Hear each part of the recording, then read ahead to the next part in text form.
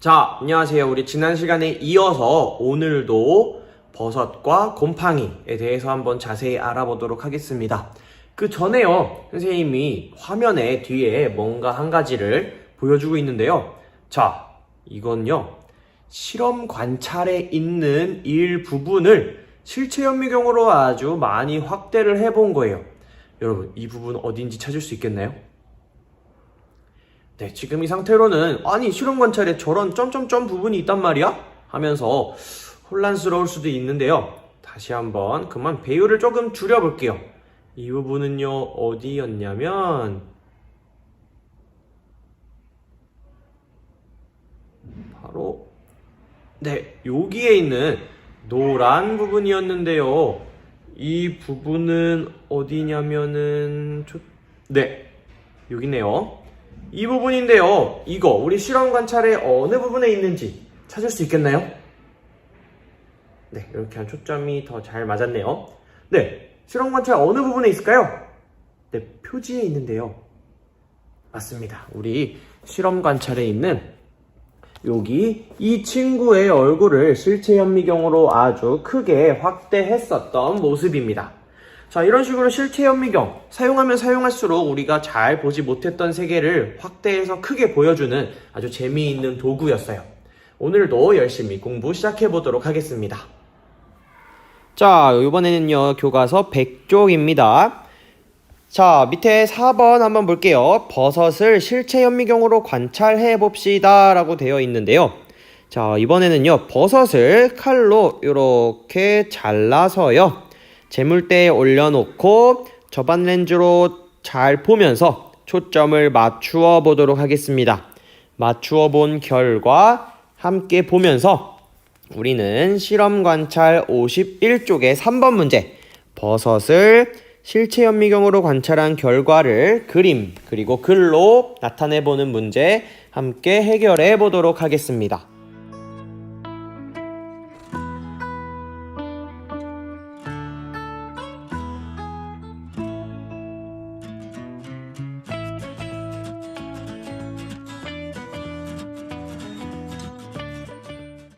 자, 우리 실체 현미경으로 관찰한 결과를 간단하게 보고 왔는데요.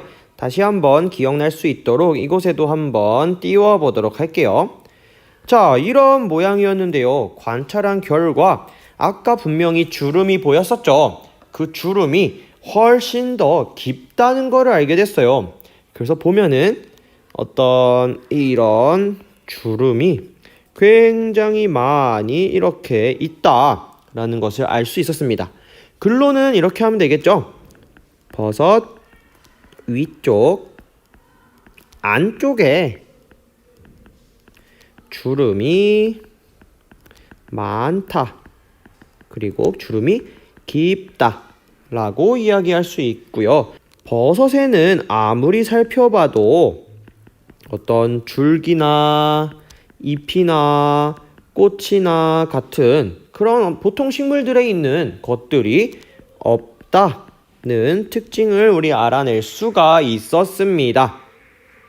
자, 그러면 우리 다시 교과서 100쪽으로 한번 와볼게요. 100쪽에 와보면은 우리 투명한 필름에 버섯과 어떤 곰팡이의 그림이 그려져 있는데요. 필름을 열어볼게요. 필름을 열면 곰팡이가 그리고 또 버섯이 살고 있는 나무 안쪽의 모습까지도 볼 수 있게 되어 있어요. 한번 보겠습니다. 지금 여기 위에 있는 버섯을 한번 볼게요.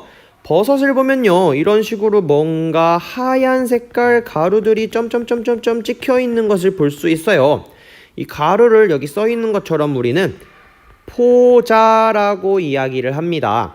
포자는요 아주 작고 가벼워요. 그리고 눈에도 잘 띄지 않기 때문에 공기 중에 바람을 타고 훨훨 날아서 굉장히 멀리까지 이동할 수 있어요. 자, 이런 식으로 포자가 날아가서 또 새로운 버섯이 생겨나기도 한답니다. 그리고 버섯의 안쪽에 보면요 이 나무 안쪽으로 볼게요. 버섯에서 이렇게 나오게 된 이런 실 같은 것들이 엄청나게 묶여 있는데요. 이런 것들을 우리는 균사라고 부릅니다. 이름을 기억해 주세요.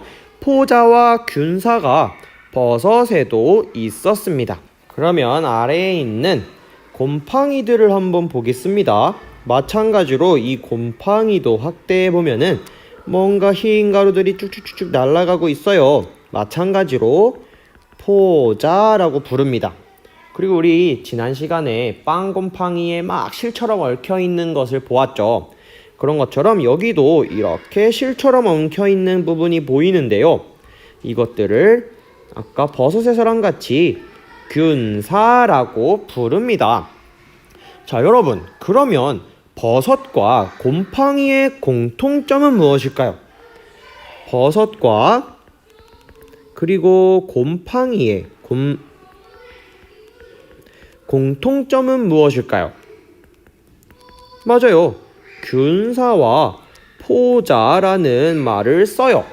균사처럼 실처럼 막 얽혀있는 균사가 둘 다 있었고요. 바람에 날아가는 포자가 둘 다 있었어요. 그리고 버섯과 이런 곰팡이는요, 뭔가 다른 나무에 붙어 있거나 아니면 다른 어떤 이런 열매 같은 식물에 붙어 있었네요. 이런 공통점이 있는 버섯과 곰팡이, 오늘 한번 정리해 볼게요. 교과서 101쪽을 보면요, 정리하는 글이 있습니다. 이렇게 곰팡이와 버섯 같은 생물을 균류라는 이름으로 우리가 부릅니다. 잘 기억을 해 주세요. 자, 균류는 우리 좀 전에 봤던 것처럼 보통 거미줄처럼 가늘고 긴 모양의 균사로 이루어져 있고요.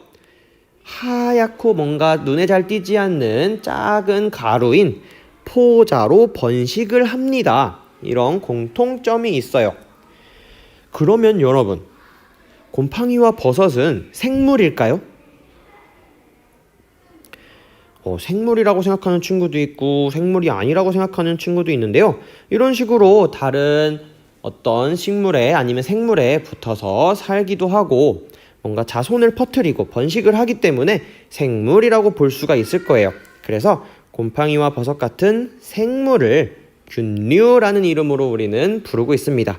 동물, 식물, 그리고 균류라는 것도 있는 거네요. 자, 곰팡이와 버섯은 따뜻하고 축축한 환경에서 잘 자라요. 우리 사계절 중에 따뜻하고 축축한 환경, 바로 여름이죠. 곰팡이와 버섯은 주로 죽은 생물이나 다른 생물에서 양분을 얻고는 합니다.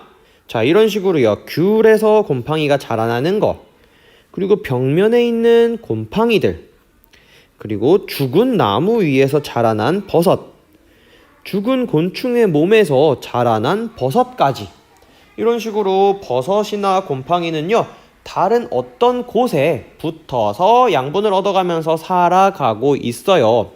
그렇다면요, 우리 여기에 한번 더 생각해 볼까요? 문제를 알아볼게요. 균류, 다시 말하면 버섯과 곰팡이는 식물과는 어떤 공통점, 그리고 또 어떤 차이점이 있는지를 한번 정리해 볼게요. 실험 관찰 51쪽입니다. 균류, 여기다 써놓을게요. 버섯, 그리고 곰팡이에요. 균류는 식물과 공통점이 있는데요. 어떤 공통점이 있냐면 생물입니다. 다시 말하면 자라나고요. 또 번식을 하죠. 식물도 뭔가 열매나 꽃가루를 이용해서 번식을 할 수 있다 했는데 버섯이나 곰팡이 같은 균류도 포자를 통해서 번식을 하고 살아갑니다. 그리고요, 살아가는데 물이나 공기가 당연히 필요해요. 축축하고 습한 곳에서 살아가는 균류, 그리고 햇빛과 어떤 물을 받아야 되는 식물들, 뭔가 조건은 조금씩은 다르지만 어쨌든 물, 그리고 공기가 필요하다는 공통점이 있습니다. 그럼 이제 차이점에 대해서 한번 알아볼게요. 먼저 식물을 먼저 보는 게 좋을 것 같아요. 식물은 뿌리나 줄기나 잎이 있어요. 버섯이나 곰팡이는 뿌리나 줄기나 잎이 없어요. 그리고 크기를 비교하면 균류는 크기가 작은 편이고요. 식물은 균류에 비하면 크기는 큰 편이죠. 그리고 식물들은요, 보통 땅에 뿌리를 내리고 산다. 근데 균류는 땅에 뿌리 내리고 사는 게 아니라 죽은 생물 아니면 살아있는 다른 생물 아니면 어떤 물체, 벽이나 옷 같은 물체에 붙어서 살고 있죠. 우리 주로 식물의 색깔, 잎이나 줄기 같은 부분의 색깔은 초록색을 띠고 있어요. 하지만 균류, 그리고 버섯이나 곰팡이 같은 경우는 갈색, 푸른색, 검은색 이렇게 다양한 색깔을 나타내고 있습니다. 자, 오늘은요 이렇게 버섯을 실체 현미경으로 관찰해보고 지난 시간에 관찰했던 곰팡이와 어떤 공통점이 있는지를 찾아보았어요. 그렇게 찾아낸 공통점이 바로 곰팡이나 버섯 같은 생물을 균류라고 부른다고 했고요. 균류에는 아주 두 가지 중요한 균사와 포자가 있다는 것도 알았어요. 이런 균류들은 식물이랑은 다르게 따뜻하고 축축한 환경에서 죽은 생물이나 다른 생물에 붙어서 양분을 얻는다는 것도 배웠습니다. 그리고 균류와 식물의 공통점, 생물이라는 것, 번식을 한다는 것, 자라난다는 것 알아보았고요. 하지만 많은 차이가 있었다는 것도 알았습니다. 균류는 뿌리나 줄기나 잎 같은 부분이 없지만 식물은 있는 것. 식물과 균류를 크기를 비교해보면 균류가 대체로 작고 식물이 대체로 크다는 것. 식물은 주로 땅에 뿌리를 내리고 양분을 얻는 것에 비해서 균류는 죽은 생물이나 다른 생물, 그리고 어떤 물체에서 붙어 살면서 양분을 얻는다는 것. 마지막으로 식물은 대부분 초록색 잎이나 줄기 등을 가지고 있는 것에 비해서 균류는 갈색, 푸른색, 검은색 등등 굉장히 다양한 그런 모습을 보이고 있다는 것까지 정리를 해보았습니다. 자, 이렇게 해서요 우리 이번 시간까지 해서 균류에 대해서 잘 배워보았고요. 다음 시간에는 또 다른 생물들에 대해서 공부해 보도록 하겠습니다.